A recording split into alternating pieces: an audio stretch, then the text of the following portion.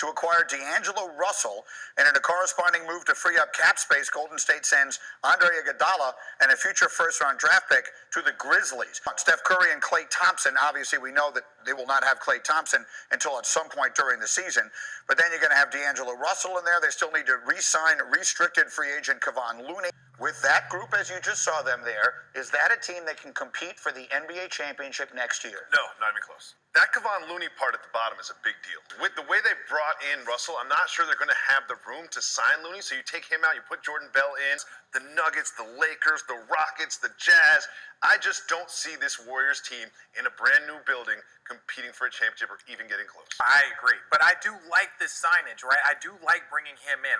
Andre knew that his time was done in Golden State, right? They knew if Kevin Durant wasn't going to re-sign it, they were probably going to try and move him to make up space. Jarrett Jack, the very first year that the Golden State Warriors made that first run to the postseason, he was on the court with Klay, with Steph. They realized that Steph was great off the ball. So I think bringing in another guy when, Kevin Durant was out, a second guy that could go create for himself and other people. I mean, Iggy did so much for that team. I Defensively, agree. he did so much. He wasn't a great three-point shooter. Hit huge younger threes than in the finals. I I think that losing Looney and Iguodala will have a much bigger impact on this team than people realize. Agreed. Steph, Klay, and Draymond.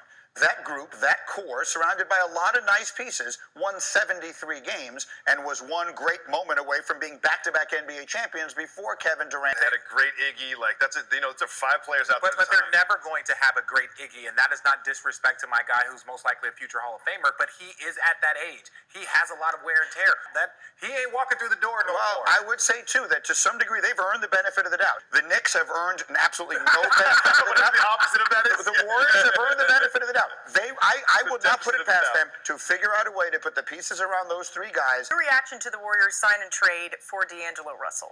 I think it was a necessary and low-risk solution to losing Kevin Durant. You need another person out on the floor, as RJ was saying, that can be a playmaker, that can score the basketball, take some pressure off of Steph Curry.